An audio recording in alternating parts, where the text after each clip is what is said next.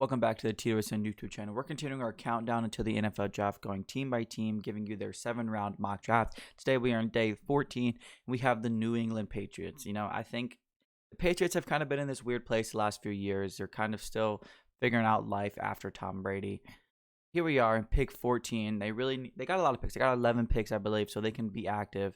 They usually try to do a lot of different things in the draft. You never can predict what the Patriots are going to do in the NFL draft. They always have something up their sleeve. Sometimes it works, sometimes it doesn't. But again, this is a mock draft simulator, so some things are going to be a little different. Maybe we'll take advantage of some falling players, but sometimes we will not be doing that as well, as it just won't make sense. But the Patriots, again, this is an important draft for them. They need to try to get back into their winning ways, and when you look at their division, it's tough. It's really brutal. So it's going to have to start in the draft, and it's going to start here at pick 14. What questions do you want to go? We got, some corners. Not all the corners are gone, but most of the top end corners are gone. Do you want to add a receiver? I think you can really. A Quentin Johnson could be fun. A Jordan Addison could be fun. Offensive tackle. Broderick Jones is still here. Darnell Wright could be fun. I think that what I'm looking to do here is going to be a little bit different, again, because I think New England always has something up their sleeve. You never really know. So I'm going to try to emulate that a little bit, be a little different. But it's really tough. I think corner is probably their biggest need to me, but it's a little early for all of these guys. Not that I think, any of these people would necessarily shock me, but I just think it's a little early. I don't really see them going receiver. Offensive line, Broderick Jones, I've drafted him a few times to a few other teams in the past. I don't think he'll be here. Darnell Wright's the real interesting one to me. Is 14 too early for me? No, I'm going to go ahead and take Darnell Wright. I know it's not where Darnell Wright's going to be super interesting to me. I think that at least the draft Twitter side of things seems to be really high on Darnell Wright. Maybe the NFL is not, but New England kind of, he has some positional flexibility. He's better on the right side, but he can play left tackle. They just need some offensive line help in general, and I think Darnell Wright is a fantastic prospect. 14 might seem a little bit early for some people, but he's right around my 20th ranked prospect, so I don't have a problem with it at all whatsoever. And again, it's New England, so you can never predict what New England wants to do. I'm going to go to the cornerback room here. And if Julius Brents is here for the Patriots' second-round pick, and they don't go corner in the first, I think you can go ahead and lock that in. He's an anomaly at the cornerback position when the height and length, 7-foot wingspan, just crazy measurables. Again, and they need a cornerback really bad. So I think if he is there at this position, that is a phenomenal value for New England. We're probably going to double dip in some of these areas as well because they have so many picks. They're going to continue to draft good players after good player, but they do need some help in the wide receiver room. But the options are running a little thin. There's still some talent. Cedric Tillman is fun. Tank Dell is fun. If you look at the New England room, they have Juju was their big signing, and it's an interesting room. I'm gonna go ahead. I think this player is on the rise. I don't think he'll necessarily end up being here, but he's a player that could. Marvin Mims. Like I said, he's really flying up draft boards recently. He's a uber productive player at Oklahoma while he was there. New England just needs some juice in that room. They need some big play ability. And, to be honest, I don't think we're done adding to the wide receiver room for them. I know they drafted Tyquan Thornton last year, so he can kind of be your field stretcher. Juju's going to work in the intermediate game. But again, I really like Marvin Mims' fit there with New England. And again, I don't think we're done with the wide receiver room there. So there's a lot of picks. They're one of the few teams that can really do that. Some of these safeties are interesting to me, and I'm gonna go ahead and give him Jamie Robinson. One thing about Jamie Robinson that it matters, but it doesn't. It's early to kind of matter too. He's a phenomenal special teamer. And I think a player like an organization like the Patriots really values that. He has some reps in the Senior Bowl in special teams, doing a lot of things well. And it's in his position of need as well, and he will contribute in outside of his position. So I think it's just a fit that feels really good for New England. He feels like a New England kind of guy who's willing to just do whatever it takes to win. And I think these are probably their biggest needs checked off. So we still have a lot of picks for them. So it's going to be a lot of BPA, from here on out for them. We're gonna double dip in some areas, sprinkle in some smaller needs with some upside. But it's a pretty good start here for New England. Again, I'm not gonna emphasize this enough. This mock draft, I'm big into prospects, a bit big into the draft, but you will never know what New England has up their sleeve. You just simply will not. So you just don't. It's going to be fun. It's always interesting to see what they do. But this is a generic, position where I think they could go, what they're looking at. Some guys that fit well with them. New England is so fun to watch how they draft, and then they do it pretty well for the most part. But let's continue here at 117. Some interesting guys. Darius Rush is pretty fun. Let's go ahead and give him Darius Rush. Darius Rush, he got some hype after the Senior Bowl a little bit, kind of dying back down. But again, I really wanted to double dip in that cornerback room for them. He's really good at route recognition. I think you'd like to see his athleticism show up a little bit more on tape.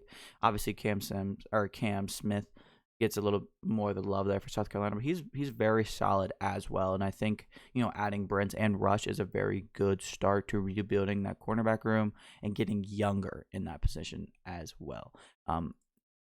Edge is pretty interesting to me here. I'm going to go KJ Henry. I know he's a little bit older, but New England doesn't really ever seem to care about that. They just like good quality players. And I think, not the biggest knock on KJ Henry is his age, but it's definitely up there. He's a little older. You'd like to see him be a little more polished. But the floor is there. KJ Henry is going to be solid. And I think that's what New England is looking for in some of these older guys because, they always tend to bring in these older guys and help them find another gear, which a lot of teams don't really expect, but New England has consistently been able to get that out of them. I'm going to go look into the interior offensive line here. New England, again, their offensive line is seemingly hit or miss every game. I'm going to go ahead and give him Braden Daniels. I'm probably going to double dip in this right here anyway. I'm going to give him Braden Daniels, and I'm going to give them Alex Forsyth just because again, that's one of those things where New England is doing a lot of different weird things. I think they want to get in their versatile interior offensive linemen to come in and learn and do all of these things. I think that those are two players that, like I said, they can play a bunch of different positions on the offensive line. And I think New England values that a lot more than other teams. In general, interior offensive line isn't the biggest need, but New England is always ready to have their depth. They're always a next man up organization. So I think, adding 3 offensive linemen, obviously Darnell Wright early, and then 2 very versatile interior offensive linemen, Braden Daniels and Alex Forsyth, feels like a move the Patriots will covet. Maybe it's not this late, maybe it's not back to back, but again, I do envision them adding something along those lines throughout the draft. So again, I'm going to go back to the wide receiver room. I said we're probably not done there. And I'm going to give him I was going to give him Trey Tucker, but they already got a little bit of speed with Marvin Mims, and they got Tyquan Thornton last year. So looking at some of these other guys, I think I'm going to wait a little bit. Jalen Cropper, I'm a big fan of. Ronnie Bell, I'm a big fan of. Not a big fan. I can see the Ronnie Bell kind of fit with New England. But at this point, I'm probably not going to double dip. I'm probably going to go over here and look at the receiving side of thing. I'm going to go ahead and give him Payne Durham. Obviously, they let go of they traded Jonnu Smith, so they still have Hunter Henry. They brought in Mike Gesicki. But New England's always drafting their tight ends. Again, they always seem to want to draft a tight end. And Payne Durham's a very good tight end 3 for you for a team. And he's in an interesting developmental spot too, sitting behind Mike Gesicki, sitting behind Hunter Henry. Like those are like that's a valuable within itself, especially when you tend to like to draft tight ends already. So now you're going to draft an interesting prospect and allow him to learn from 2 very good tight ends in the NFL. So I like that a lot there, kind of tying in that New England history with things as well. And then I'm gonna go Jalen Redmond here. Jalen Redmond is a guy that just tested phenomenally well. I think you'd like to see the production a little bit more, which is why you see him more in the later rounds. But he's a guy that has the upside. He definitely does. If he can put it all together, he has a very high ceiling in the NFL. But obviously, that's not always easy to do, which is why players like him are available so much later in the draft. And I shied away from this player earlier, but I'm going to go ahead and wrap up their draft with Trey Tucker. Just better value here for him too. And with how much New England likes to run the football, it's okay to have a bunch of speed on the outside and stretch the field consistently time and time again. With Tyquan Thornton, you still have Juju, and then obviously we picked up Marvin Mims here in the third. But again, yeah, I'm going to emphasize this so many times throughout the video. You've heard it enough already. You never know what New England is going to do. It's so interesting to watch them draft. They draft small school guys. They draft older guys. They draft guys you've never heard of, and they all seemingly turn out to do pretty good in the NFL. So you never know what New England has up their sleeve. But I kind of attacked some positions they need, some interesting guys. Guys that feel like Patriots. You have Darnell Wright, who is a fantastic offensive line prospect. Could be a little early to most, but again, it's New England. Julius Brent, you're anomaly at the cornerback position with the height and length. And then, a great special teamer with a position of need in safety.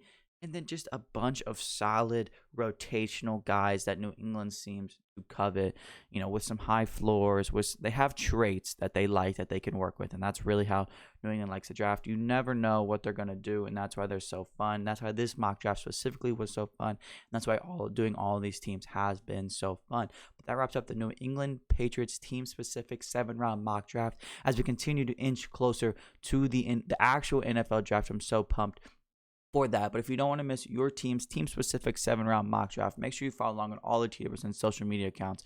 And I'm looking forward to seeing you guys here again on the TWSN YouTube channel soon.